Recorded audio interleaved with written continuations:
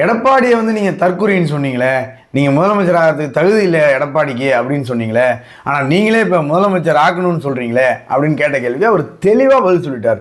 போன வீடியோ நானும் சொல்லியிருந்தேன், அண்ணாமலை அவர்களும் இந்த பிரஸ் மீட்ல தெளிவாக சொல்லிட்டாரு. ஒரு தற்குறி, அவருக்கு முதலமைச்சராகிறதுக்கு தகுதி இல்லைன்னு ஏற்கனவே நீங்க விமர்சனம் பண்ணிருக்கீங்க. இப்ப வந்து அவருக்கு ஆதரவு சொல்றீங்க. அப்ப தமிழ்நாடு மக்களுக்கு ஒரு ஒரு நிமிஷம், நான் இந்த கட்சியினுடைய தொண்டங்கண்ணா, அதை ஃபர்ஸ்ட் புரிஞ்சுக்கணும். தலைவர் வந்து அப்புறம் ஒரு தொண்டனாக இருக்கும் பொழுது ஒரு கட்சி முடிவெடுத்திருக்கிறாங்க, தலைவர்கள் முடிவெடுத்திருக்கிறாங்க, அதை செயல்படுத்த வேண்டிய கட்டாயம் எனக்கு இருக்கு. அதனாலதான் கடமை என்கின்ற வார்த்தையை பயன். என் கடமை, கட்சி சொல்லிட்டாங்க, மோடி ஐயா சொல்லிட்டாங்க, என்னுடைய கடமை. இதுல வந்து தொண்டர்கள் வந்து நமக்குள்ள கருத்து வேறுபாடுகள் இருந்தா ஒரு கட்சி கட்டுக்கோப்பா இருக்காதுங்கண்ணா. அதனால அந்த பிரச்சனை முடிஞ்சது. எங்களுடைய கடமை, தலைவர்கள் சொல்லிட்டாங்க, செய்ய வேண்டியது அண்ணாமலை என்கின்ற அந்த தொண்டனுடைய பொறுப்பு. பாஜகவின் மாநில தலைவராக நான் இருக்கிற வரைக்கும் அதிமுக கூடயும் திமுக கூடயும் கூட்டணி இல்லைன்னு சொல்லிட்டாரு.